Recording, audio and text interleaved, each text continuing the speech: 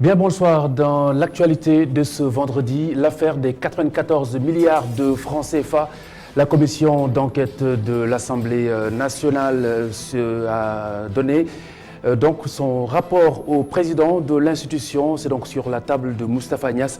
Cette affaire foncière dans laquelle le leader de PASTEF accuse l'ex-directeur des domaines de détournement, Ousmane Sonko, qui dans la foulée de l'annonce a appelé les journalistes pour réitérer ses accusations et dénoncer un blanchiment de détournement selon ses propres termes.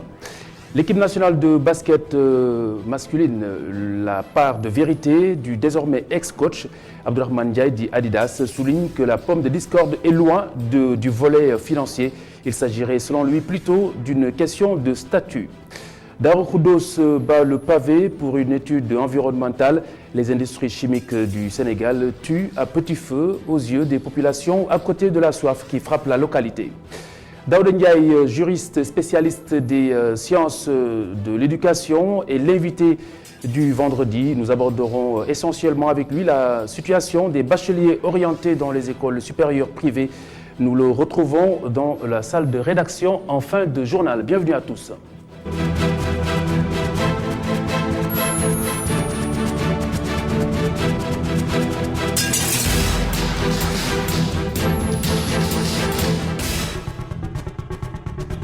L'affaire des 94 milliards de francs CFA, la commission d'enquête de l'Assemblée nationale a remis son rapport au président de l'institution, Moustapha Niasse. Les députés n'ont pas pipé mot sur la teneur de ce document. Le président s'est contenté d'annoncer une plénière sur les conclusions justement de cette enquête. Compte rendu de la conférence de presse de ce vendredi, Souleymane Diallo et Amagor Robert Niang. Cette commission d'enquête qui a été créée depuis le 15 février a terminé ses travaux. Fin des travaux de la commission d'enquête parlementaire après 1 mois et demi d'audition, des travaux qui ont démarré le 27 mai 2018. Cette commission créée suite à une délibération, à la déclaration donc, de notre collègue Ousmane Sonko, lors de son point de presse du 16 octobre 2018, conférence à laquelle il accusait Mamour Diallo, directeur des domaines à l'époque, d'avoir commis dans l'exercice de ses fonctions un détournement de deniers publics de plus de 94 milliards au préjudice de l'État du Sénégal. Au total, la commission d'enquête a auditionné 31 personnes. Elle déplore cependant l'attitude de leur collègue Ousmane Sonko qui n'a pas déféré à sa convocation. Beaucoup de gens ont été auditionnés. Mais ce que nous avons remarqué, c'est que de toutes ces personnes qui ont été convoquées, elles ont toutes répondu à l'invitation et ont bien collaboré avec la commission à l'exception du député Ousmane Sonko et le gérant du cabinet Mercolex, Ismaïla Ba, qui, malgré les convocations servies par voie d'huissier et les lettres de rappel, ont refusé de déférer à la convocation des députés enquêteurs. Le rapport, constitué de conclusions et recommandations, est à présent sur la table du président de l'Assemblée nationale et une plénière extraordinaire sera convoquée pour statuer sur la suite de cette affaire. Le rapport, comme je le disais, est déposé sur la table du président de l'Assemblée nationale. Une plénière sera convoquée bientôt, en séance évidemment extraordinaire, parce que nous n'avons pas attendu l'ouverture de la séance ordinaire. Et il appartiendra à l'Assemblée nationale de décider de l'issue de sa rapport. Ousmane Sonko avait accusé l'ex-directeur des domaines Mamour Diallo d'avoir détourné 94 milliards relatifs au titre foncier 1451R d'une superficie de 258 hectares. L'affaire avait fait couler beaucoup d'encre, poussant l'Assemblée nationale à ouvrir une commission d'enquête le 27 mai dernier. Une commission d'enquête permet à une assemblée, au titre du contrôle de l'action gouvernementale, de recueillir des éléments d'information sur des faits précis. Dans la foulée, justement, Amaro Grobanyang, l'accusateur Ousmane Sonko, dans cette affaire, a rencontré les journalistes pour dénoncer une violation du secret de l'enquête, selon lui, s'appuyant sur notamment les livraisons de la presse du jour, indiquant que l'enquête avait blanchi l'ex-directeur des domaines Mamour Diallo. Vous avez entendu dans le sujet précédent les précisions du président de cette commission parlementaire. Il n'en est rien, a-t-il dit. Par ailleurs, Ousmane Sonko maintient ses accusations et entend justement poursuivre ses collègues députés. Cheikh Gueye et Moustapha Gabar Diop ont assisté à cette rencontre avec les journalistes ce matin. La commission d'enquête parlementaire de l'Assemblée nationale est complice de Mamour Diallo dans le blanchiment de détournement de deniers publics selon les termes d'Ousmane Sonko. Le leader de PASTEF a maintenu ses accusations de fraude fiscale dans le dossier de 94 milliards de francs CFA contre l'ex-directeur des domaines. Parce que le procédé qui a été utilisé par l'ancien directeur des domaines, en l'occurrence Mamour Diallo, avec ses complices de toute la chaîne administrative, ce procédé est assis sur du faux. Et ce faux a été utilisé après pour justifier la reconnaissance d'une créance de 94 milliards au profit des sociétés Sofico et UFOA. La moitié de la somme a été déjà décaissée et si la justice me convoque demain, je leur donnerai jusqu'au compte bancaire qui a été utilisé, la banque par laquelle c'est passé pour faire le rachat de créances. Et si la justice ne fait rien, d'ici quelques temps, je vous convoquerai et je distribuerai à la presse tous ces documents. Le leader du PASTEF a également annoncé qu'il saisirait le doyen des juges avec constitution de partie civile pour que la vérité à ses yeux éclate dans cette affaire. Pour la suite, j'ai dit que j'ai saisi le procureur depuis presque 1 an et demi ou 2 ans. Je n'ai plus rien à dire à Serigne Bassirou Gueye. Je saisirai cette fois-ci, à partir de cette semaine, directement le juge, en m'appuyant sur les articles 2 et 42 du Code de procédure civile. Vous savez, la loi a dit, la règlement intérieur de l'Assemblée nationale a dit, lorsque la justice est saisie, l'Assemblée nationale est immédiatement dessaisie. Donc la commission n'aurait jamais dû exister. Mais cette fois-ci, on va saisir directement le juge avec constitution de partie civile. Ousmane Sonko a clôturé sa conférence de presse en appelant les populations à sortir massivement pour soutenir les manifestations de Aar Lu Ñu Bokk. L'avocat de Mamour Diallo monte au créneau et dénonce un tissu de mensonges, des mensonges inavouables. Maître El Hadji Diouf, donc selon lui, le leader de PASTEF, Ousmane Sonko, n'a aucune preuve de ces allégations. Maître Diouf est joint ici par Alassane Samba Diop pour iRadio. Vous savez que Ousmane Sonko est un manipulateur hors pair, exceptionnel, pour plusieurs raisons. Je l'ai attaqué. On a pensé que j'avais quelque chose contre Ousmane Sonko. Non, je ne supporte pas le mensonge et le comportement de Ousmane Sonko. Il invente 94 milliards détournés par Mamour Diallo. Faux. À l'époque, je vais demander à la presse de se faire respecter en exigeant la présentation de documents prouvant le détournement de 94 milliards par le directeur de domaine, M. Mamour Diallo. Ce n'est pas possible. C'est du vent. C'est PASTEF qui a demandé des informations et éventuellement des poursuites. Ce n'est pas le rôle d'un parti politique. Ensuite, la commission d'enquête parlementaire le convoque. N'ayant aucunement la possibilité de prouver quoi que ce soit, il fait semblant de minimiser la commission d'enquête. En réalité, c'est qu'il n'avait absolument rien à donner comme preuve. Aujourd'hui, l'homme est démasqué. Il ne donne aucune preuve et le peuple sénégalais a été manipulé. La presse a été manipulée. Il ne peut donner les preuves ni à la presse, ni à l'Assemblée nationale, ni à la justice. Et il vient nous dire, dans l'affaire du gaz et du pétrole, qu'il ne va pas répondre au procureur du président de la République. Parce que le procureur, pour lui, n'est pas le procureur de la République. Et dans l'affaire Mamour Diallo, il dit qu'il ne va répondre qu'au procureur. Mais cet homme-là, on va le laisser comme ça. La libération immédiate de l'activiste Guy Marius Sagna, c'est l'exigence de Aar Lu Ñu Bokk, le collectif qui était dans les rues de Dakar ce matin pour réclamer, entre autres, la lumière sur le supposé scandale Petrotim qui incrimine l'ex-directeur de la Caisse des dépôts et de consignation et par ailleurs frère du président de la République. Écoutez. Le combat qui vaut la peine d'être joué, le match qui vaut la peine d'être joué, c'est celui du sous-développement, contre le sous-développement et pour le développement. Or, on est en train de voler l'occasion pour eux de voir des lendemains meilleurs. Et c'est pourquoi je lance un appel à la jeunesse d'être mobilisée.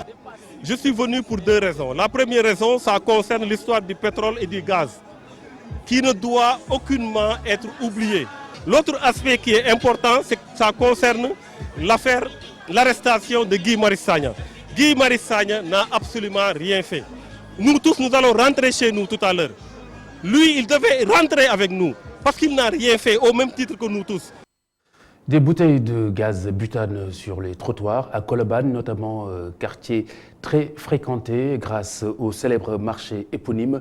Le décor s'est bien entendu banalisé, au même titre d'ailleurs que dans d'autres lieux, des lieux d'approvisionnement, boutiques, dépôts, stations d'essence, de plus en plus en plein cœur d'habitation. Augustin Mandang, Sidi Niang et Oumar Kane ont été sensibles à ce danger presque invisible. Regardez.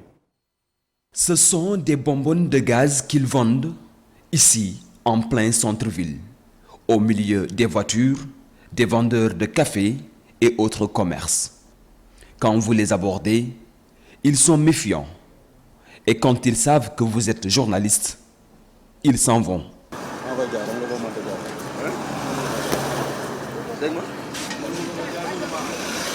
Ont-ils des autorisations?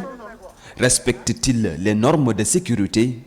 Ne mettent-ils pas en danger les populations? Des questions auxquelles personne ne veut répondre. Pourtant, la vente de bonbonnes de gaz est réglementée. Avant d'ouvrir un dépôt de gaz, il faut d'abord avoir une autorisation. L'espace doit respecter les normes et tu dois respecter toutes les normes de sécurité, comme ces extincteurs que vous voyez.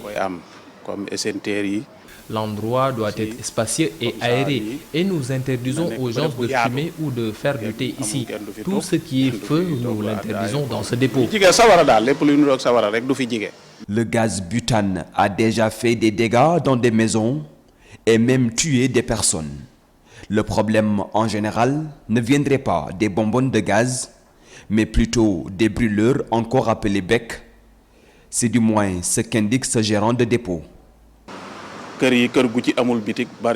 À l'extérieur de toutes les maisons, pratiquement, il y a une boutique. Et dans presque toutes ces maisons, il y a au moins une bonbonne de gaz. Que ce soit les gaz qui sont dans les maisons ou dans les boutiques. Ce qui est important, c'est que si vous remarquez quelque chose d'anormal, appelez quelqu'un qui connaît le gaz. Surtout avec les becs de gaz, d'autant plus que maintenant il y a beaucoup de becs de gaz qui ne sont pas bons et en général ce sont les becs qui posent problème. Si le gaz prend feu, ne paniquez pas, vous devez juste prendre un tissu, le mouiller et le mettre sur le gaz.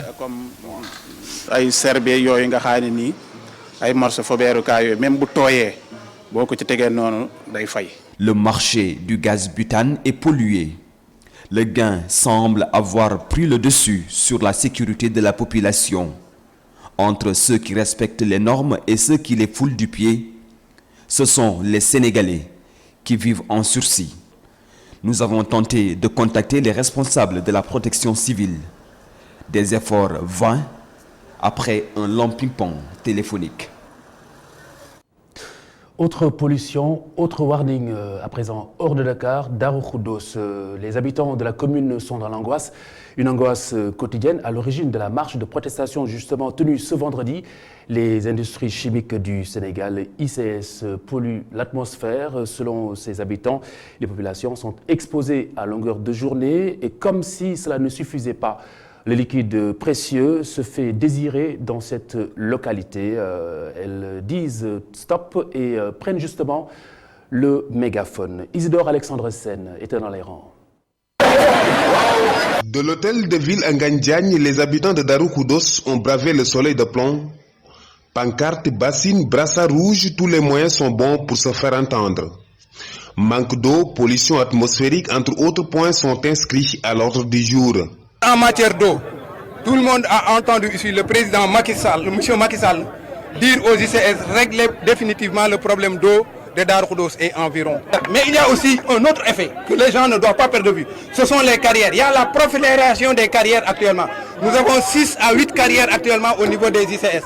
Et cette poussière-là aussi est vraiment une source de pollution. Darou Khoudoss, commune voisine des ICS, réclame un audit environnemental. Nous réclamons un audit environnemental. Ici, le code de l'environnement, le code de l'eau, le code de tous les codes sont violents. Nous réclamons un audit environnemental. Ici, les populations qui vivent de l'agriculture voient leurs activités menacées. Ici, dans des champs où des gens récoltaient des camions de mangue, aujourd'hui, ces gens-là n'arrivent pas à récolter une seule camionnette, un 404 de mangue. Face à la presse, les manifestants ont exposé la loi relative à l'initiative pour la transparence dans les industries extractives. À leurs yeux, les dispositions de cette loi sont foulées aux pieds. Retour à Dakar pour parler des étudiants de l'École supérieure d'économie appliquée qui déplorent l'état de délabrement de leur établissement. Ils annoncent une grève dans les jours à venir et le blocage de toutes les activités de l'école. Il y a quelques semaines, une dalle s'était effondrée et avait fait un blessé. Voici le président de l'amicale des étudiants, Magat Ndiaye, au micro de Matar Nguer et Babacar Ndiaye. Aujourd'hui, nous sommes en mouvement de grève parce que cette école-là est laissée en rade. On nous dit qu'on est intégré à l'UCAD, mais on n'a même pas de budget de fonctionnement. Aujourd'hui, cette école-là est en train de sombrer. Les étudiants sont en train de jubiler dans un océan de malheur et nous sommes fatigués. Nous ne pouvons plus regarder cette situation-là. Tant qu'il n'y aura pas une réaction de la part des autorités, parce qu'aujourd'hui, c'est justement une alerte pour que les autorités prennent conscience de la situation. On fait court. À chaque fois, il y a les dalles qui s'effondrent. Il y a les murs qui sont fissurés. On va attendre un feedback d'ici quelques jours. Si rien n'est fait, nous, on va réagir de notre façon. Parce que le concours d'entrée ne va pas se faire cette année. Les étudiants ne partiront pas en stage, tout sera bloqué, il y aura une rupture totale à l'ENEA. Un mot de sport avec l'équipe nationale masculine de basketball, la part de vérité du désormais coach Abdourahmane Ndiaye dit Adidas, qui souligne que la pomme de discorde entre lui et la fédération est loin du volet financier. Il s'agirait plutôt, selon lui, d'une question de statut. Écoutez-le, il était face à la presse ce matin. Il y a des aspects du contrat qui ont heurté ma conscience. Que c'est le contrat, c'était pas un problème financier. Dire aux gens que c'est comme s'il y avait déchiré tout ça et qu'il y avait des désaccords sur le plan financier. J'ai travaillé pendant 18 mois au Sénégal sans salaire, sans contrat. Avec les salaires que je vous ai dit, payables, qui étaient payés en 3 fois 18 millions pendant 16 mois. Ça représente 1 million 100 et quelques par mois à peu près. Et je suis resté 8 mois sans être payé. Bon, tout ça, c'était pas le problème. Il n'y avait pas de problème. Le désaccord, il n'est pas dans la négociation. Il n'y avait pas de négociation. Le matin, pendant que je faisais mes ablutions, ma femme m'a annoncé que je n'étais plus entraîneur. Air Sénégal, la compagnie aérienne nationale du Sénégal, qui vient de recevoir son Third Country Operator, CTO. La compagnie va donc pouvoir exploiter des lignes vers l'Europe sans devoir passer par une autre compagnie européenne. Instaurer un dialogue entre deux générations du film Atlantique à Atlantique et 1000 soleils. Mati Diop explique le lien qu'il y a entre ces deux films qui parlent toujours de l'océan du Grand Bleu dans divers genres et générations. Elle s'est confiée à Ibrahim Kamara, elle était face aux journalistes également. L'idée, c'était vraiment de mettre un dialogue entre deux générations sur la question de l'exil et de l'émigration. Et au moment où je préparais ce film à Dakar, je me suis faite happer par un phénomène qu'on appelait et qu'on appelle toujours l'immigration clandestine, mais que j'aimerais éviter d'utiliser parce que c'est justement parce que ce terme est devenu tellement vide de sens et galvaudé, et à travers lequel une situation dramatique est devenue bien trop abstraite et désincarnée, que j'ai voulu consacrer en 2009 un court-métrage à un garçon qui nous raconterait sa traversée en mer. Ça, c'était il y a 10 ans. Et après Atlantique, le court-métrage et 1000 soleils, j'ai senti que j'avais pas fini de parler de ça, qu'il fallait continuer à en parler. Le Conseil national de l'audiovisuel a rendu public son rapport sur la couverture de l'élection présidentielle du 24 février 2019, le CNRA, qui précise que la supervision institutionnelle du travail des médias a connu de nombreuses innovations avant et pendant la présidentielle de février 2019. Retenir que le groupe E-Media Invest, notamment e-Radio, caracole en tête sur un panel constitué de 8 stations radio. Ibrahim Baroum est membre du conseil. Il nous en dit plus. Regarde. Le CNRA a constaté que cette fois-ci, les médias en général ont eu un traitement assez équilibré, pour ne pas dire très équilibré, de l'information concernant les candidats. Pour les radios, on a vu que e-Radio est devant toutes les autres radios par rapport à la couverture. Qu'est-ce qu'il explique? Le premier surpris par cela, c'était le conseil technique chargé du monitoring. Il m'a interpellé, il m'a dit, mais M. Bahon, comment est-ce que vous pouvez expliquer ça? J'ai dit, mais écoutez, n'oubliez pas que e-Radio a également une histoire, non pas par rapport seulement à l'organe, mais par rapport à ce qui l'anime. Il venait de quelque part une radio qui était déjà écoutée. Je pense qu'ils sont également allés avec, je vais appeler le Bayré, et également toujours le professionnalisme qui est resté. Donc je pense que vous avez, après je de le dire comme ça, mais vous avez gardé une bonne partie, quand je dis vous, c'est vrai que E-Media a gardé une bonne partie de l'audience que les animateurs de cette nouvelle radio maintenant avaient déjà ailleurs. Et cela peut expliquer cela. Mais en tout cas, je dis encore une fois, à l'intérieur du CNRA, quelqu'un m'a dit, mais est-ce que vous êtes sûr que bon, lui, il y a un monitoring, il y a une machine qui monte simplement, c'est pas des choses inventées, c'est la technique qui a montré, la technologie qui a montré effectivement que e-radio, voici son audience, on n'y peut rien, c'est comme ça.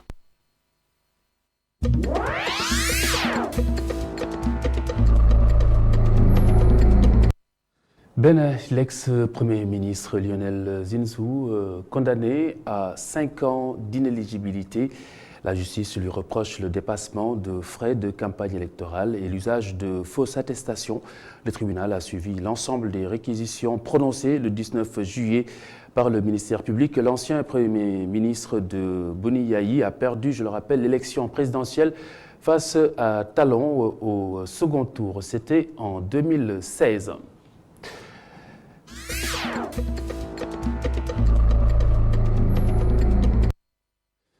La Tabaski, dans quelques jours, une fête, mais qui rime avec frais, des frais, de l'argent, des charges. Chaque père de famille avec sa méthode qui lui appartient. Confession auprès d'Ibrahim Kamara et Youssouf Kanté. Tabaski, une fête qui nécessite des moyens, fête qui tient les pères de famille au collet.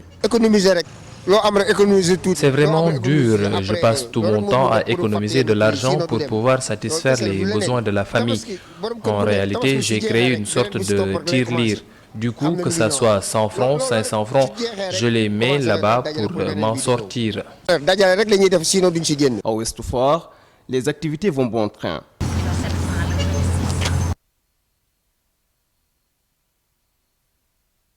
Installée tout près de la chaussée, cette vendeuse de fruits mise sur les tontines pour soutenir son époux. Je fais partie d'une tontine. Et ça, c'est une vieille tradition chez moi. Je le fais, c'est juste pour m'associer à mon mari pour qu'il ne sente pas trop la conjoncture. Au Sénégal, la vie n'est plus ce qu'elle était auparavant, du moins si l'on se fie à certains de nos interlocuteurs. C'est pourquoi certains prennent les devants très tôt, comme c'est le cas avec cette dame. Mon mari et moi, nous nous entendons toujours pour qu'on épargne ne serait-ce que 15 000 ou 10 000 francs, pour avoir quoi acheter pour les enfants et toutes les denrées. En réalité, nous sommes obligés de le faire. Sinon, avec cette cherté de la vie, le pire pourrait arriver. Cet éleveur, lui, n'a pas l'habitude d'épargner, mais fonde tout son espoir sur son opération Tabaski. Je ne me fonde que sur la somme que je vais amasser ici. Moi, je ne peux pas épargner alors que les problèmes se multiplient chaque jour. Et franchement, tout mon espoir se fonde sur ce travail-là. Durant la fête de l'Aïd el-Kébir, si certains parviennent à mobiliser facilement leurs dépenses, pour d'autres, c'est un casse-tête. Renvoyer des établissements privés de l'enseignement supérieur, une situation qui devient récurrente au Sénégal. Pour cause, le gouvernement du Sénégal n'a toujours pas remboursé la totalité de sa dette due à ces établissements. C'était 16 milliards. 16 milliards, on avait positionné dans le budget de 2019 8 milliards. Alors, pour accompagner véritablement le privé, le schéma qui avait été retenu avec eux, le ministère de l'enseignement supérieur et le ministère de l'économie et des finances, c'était de payer l'intégralité des 7 milliards 880 millions qui a été budgétisés cette année en 6 mois. Actuellement, il ne reste que 440 millions sur les 7 milliards 880 millions qui étaient prévus. Et ces 400 et quelques millions ont déjà fait l'objet d'un engagement et transmis au niveau des services du ministère des Finances pour paiement. Pour vous dire que par rapport à nos engagements de cette année, nous avons totalement respecté. Mais alors où se situe le véritable problème des universités du Sénégal? Certains estiment que c'est la pléthore d'étudiants dans les campus. Et pour régler ce problème, le secrétaire général du ministère de l'Enseignement supérieur, de la Recherche scientifique et de l'Innovation énumère quelques solutions. Le chef de l'État a également pris une décision historique en créant 3 nouvelles universités. L'université virtuelle du Sénégal qui sera adossée à 50 espaces numériques ouverts avec une capacité d'accueil de 400 étudiants chacun. Ce programme-là est lancé depuis 2014. Mais à côté également de la création de l'université virtuelle du Sénégal, il y a la création de l'université du Sine Saloum El Hadji Ibrahima Niass à Kaolack, qui a démarré ses enseignements depuis la rentrée de l'année dernière avec 1750 nouveaux bacheliers. Et à côté de ça également, toujours dans le cadre de l'élargissement de la carte universitaire, nous avons lancé depuis 2015 les travaux d'exécution et de construction de l'université Amadou Mahtar Mbow, qui est ici à Dakar. À côté de ces projets, il y a aussi des instituts supérieurs d'enseignement professionnel, les ISEP, qui doivent être érigés dans chaque région du Sénégal. Mais en attendant que ces projets soient effectifs, les étudiants des établissements privés estiment que des solutions seront trouvées à leurs problèmes.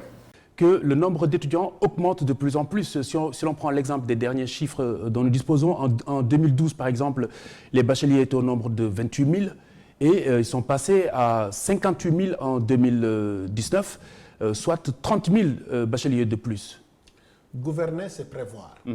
Lorsque nous avons des chiffres du baccalauréat à l'office du bac, nous savons à terme ce qui nous attend. Donc c'est plus une question de vision que d'argent. C'est une question de vision. C'est une question aussi de pouvoir définir des priorités, de sérier des priorités. On sait que dans ce pays, l'éducation et la santé représentent un point très important dans l'avenir de cette nation. C'est la base de toute nation d'ailleurs. C'est la base de toute nation. Ouais. Et toutes les nations développées ont investi dans l'éducation et la santé. Parfaitement. Et aujourd'hui, on parle d'arriérés, donc de factures à honorer vis-à-vis des universités privées. Il faudrait aussi que l'État astreigne les universités privées à des contenus de qualité qui répondent aux attentes du marché de l'emploi. Nous savons ici qu'au Sénégal, nous avons des ressources naturelles. Ouais. On en parle beaucoup, mais on ne parle pas assez des formations dans les industries des mines. Par exemple. Il faudrait les nouveaux métiers qui sont liés justement à ces ressources. On nous parle de contenu local, mais lorsque nous ne formons pas des ingénieurs des mines ou des techniciens supérieurs qui vont travailler dans la sous-traitance, nous allons nous retrouver dans l'ancienne zone France industrielle que le président Abdou Diouf avait créée, avec des emplois subalternes, des gens de sécurité, et ce n'est pas ça le contenu local. Tout à fait. Le contenu local, c'est de permettre à des enfants du Sénégal de pouvoir s'investir davantage. Nous avons un capital humain que nous devons diversifier pour répondre aux enjeux qui nous attendent dans quelques années. Très bien. Alors, doit-on passer par le sacrifice d'une génération pour retrouver l'équilibre, juste pour abonder dans le sens de ceux qui prônent et qui préconisent en même temps la fermeture momentanée de l'UCAD, par exemple? Fermer l'université pendant une année? Moi, je pense que fermer une université comme l'Université de Dakar en une année ferait beaucoup plus de mal à l'image du Sénégal qu'à ses finances publiques. Mais on a vu cet exemple dans d'autres pays, voisins notamment. Mais comparaison n'est pas raison. L'Université de Dakar, c'est un mythe. L'Université de Dakar a formé les grands médecins du Maghreb. Que nous allons voir aujourd'hui, on prend l'avion parce que l'Europe c'est trop cher, pour aller nous soigner chez des médecins du Maroc ou de la Tunisie qui ont été formés à l'Université de Dakar.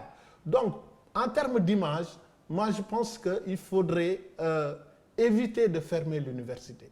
Parce que fermer l'université, c'est quoi? C'est payer des fonctionnaires. Aujourd'hui, on ne ferme pas l'université en disant aux contractuels, aux professeurs, aux fonctionnaires, vous ne touchez pas de salaire parce que il n'y a pas de travail. Donc, je pense que l'université de Dakar gagnerait, pour sa réputation, à faire des arbitrages. L'État doit faire des arbitrages pour la continuité de cette université. Si nous fermons cette université, la question de l'équité dont on dont on vante les mérites à travers le programme d'amélioration de la qualité de l'éducation et de l'équité, il n'y aura plus d'équité dans cette école. Il y aura une école de fils de chef. Ce qu'on cherche plutôt à aller intégrer ces jeunes non orientés dans le secteur privé, c'est pour corriger des dysfonctionnements qui marquent une rupture de l'égalité entre tous les Sénégalais dans l'accès à l'enseignement. Très bien.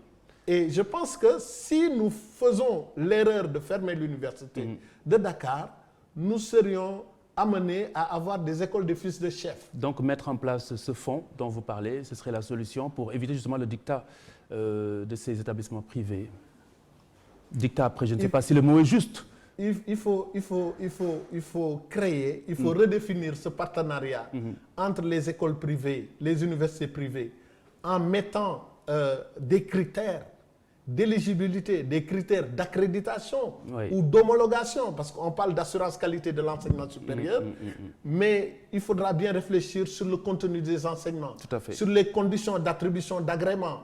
Je ne jette pas la pierre à la direction de l'enseignement privé, mais je suis convaincu qu'aujourd'hui, nous sommes sur la bonne voie pour, par exemple, ce qui concerne les 3 FPT. Il y a un moment où toutes les écoles doivent passer par un rapport d'audit, par une accréditation ou une homologation pour pouvoir accueillir des étudiants qui n'ont pas de place dans le secteur privé et dans le secteur public. Très bien. Alors, Daouda Ndiaye, vous êtes expert en sciences de l'éducation, mais vous êtes également juriste, donc question d'actualité, notamment l'affaire des 94 milliards de francs CFA. Votre lecture sur les derniers développements, est-ce que ce serait erroné de dire que Ousmane Sonko, le leader du PASTEF, engage en ce moment un mortal combat contre l'État? Il refuse de répondre à la commission d'enquête de l'Assemblée nationale, il recuse le procureur de la République et annonce une poursuite ou des poursuites contre ses collègues. Un mortal combat engagé, à votre avis? Comment vous comprenez la démarche? La démarche aujourd'hui, c'est de se dire qu'une commission d'enquête parlementaire, c'est un héritage, on est entre mimétisme institutionnel et métissage institutionnel.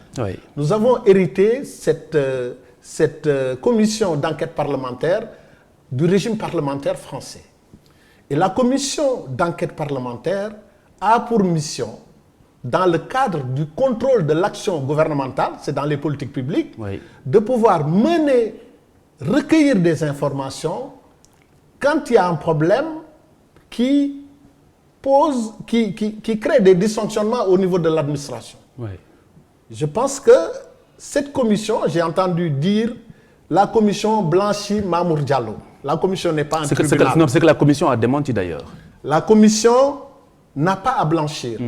La commission, elle est un réceptacle d'informations. Elle peut entendre des personnes. Alors la commission a bien reprécisé justement ce rôle et a bien indiqué qu'il n'a pas du tout blanchi l'incriminé.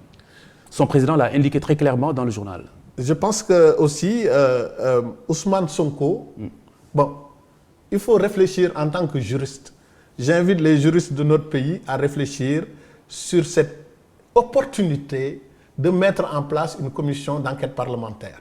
De tradition, en droit constitutionnel, lorsque il y a une affaire pendante devant la justice, on ne doit pas créer une commission d'enquête parlementaire. Pourquoi? Parce que nous sommes dans un régime de séparation de pouvoir où l'Assemblée nationale n'a pas à interférer ou à gêner ou à influencer le cours de la justice. Vous savez que cette affaire remonte à 1979. Il y a des sessions de créances, etc. Je pense que, en tout cas, du point de vue juridique, je ne sais pas cette opportunité de créer cette commission d'enquête parlementaire. Donc le leader du PASTEF a bien eu raison de refuser de déférer à la convocation. Il n'était pas obligé d'y aller. Il n'était pas obligé. C'est une stratégie politique. M. Ousmane Sonko est un député. C'est une stratégie politique. Et donc, ne pas répondre à la commission d'enquête parlementaire, on peut lui envoyer des exploits d'huissier, mais la commission d'enquête parlementaire n'a pas de pouvoir contraignant sur Ousmane Sonko.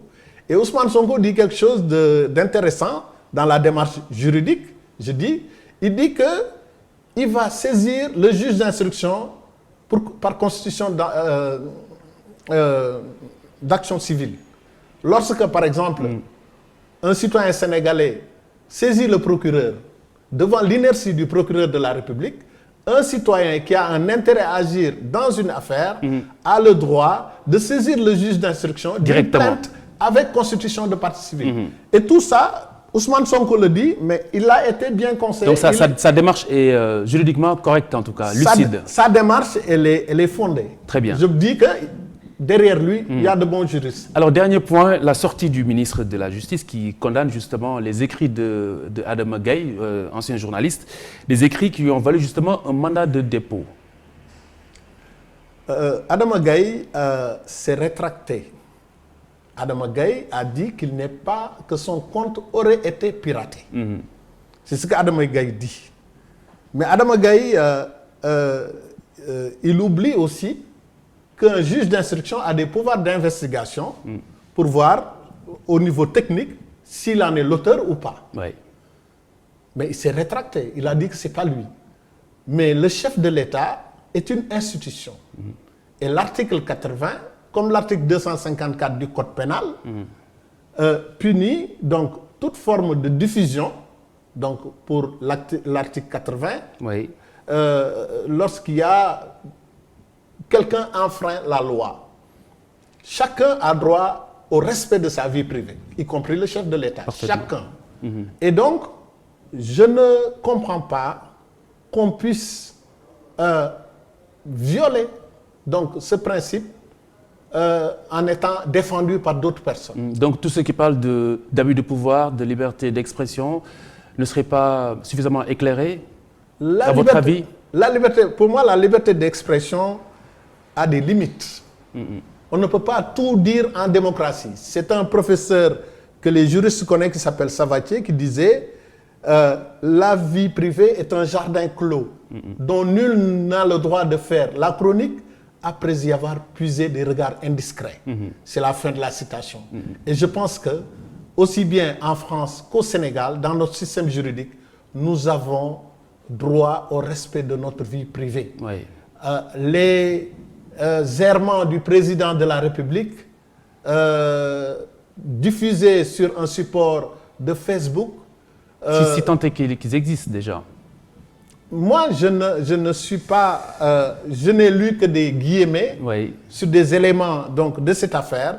Je ne suis pas juge. Je dis simplement, moi, Daouda Ndiaye, en tant que citoyen, en tant que juriste, je conseille la prudence d'éviter de violer la vie privée des gens sur Internet ou ailleurs. On ne peut pas accuser Internet d'avoir été le support de certains propos. Ces propos ont été mis par quelqu'un. Internet est un outil. Est un outil. Comme la langue d'Ésope, Internet est la meilleure et la pire des choses.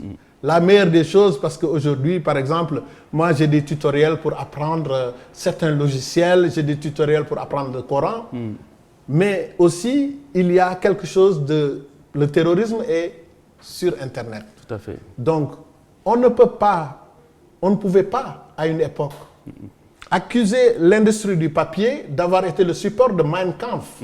Non. Aujourd'hui, on ne peut pas accuser Internet. Internet a bon dos. Tout à fait. Internet, c'est nous, c'est chacun de nous. Absolument. C'est une question de responsabilité individuelle, mais aussi de responsabilité collective. Très bien. Donc, rien à souligner au Bic Rouge sur les propos du ministre de la Justice? Le ministre de la Justice, moi j'aimerais bien que le ministre de la Justice soit moins offensant, moins agressif. Le ministre de la Justice, il est le garde des Sceaux. Vous dites agressif, pourquoi? Il m'est arrivé de le voir à l'Assemblée nationale, le ministre de la Justice, tenir des propos qui sont très politiciennes. De la répartie. Voilà. Il a de la répartie. Il a de la répartie, mais je pense que il a un rang. C'est le ministre de la Justice. C'est aussi le supérieur. C'est un dysfonctionnement qui met un coup à l'indépendance de la magistrature. Le ministre de la Justice est le patron du procureur de la République. Lorsque, par exemple, le ministre de la Justice condamne fermement une action et que le procureur de la République abonde dans le même sens, nous pouvons nous poser la question de savoir si le procureur est un procureur de la République ou un procureur du gouvernement. À tort ou à raison. Merci beaucoup, Daouda Ndiaye. Daouda Ndiaye, juriste et spécialiste des sciences de l'éducation. Merci d'avoir été avec nous comme invité du vendredi. Je vous retrouve demain, Inch'Allah. Excellent week-end à toutes et à tous. Au revoir. Retrouvez Sonia Diakhoumpa dans Djoukib Ribari, c'est à 23h, Inch'Allah. Au revoir.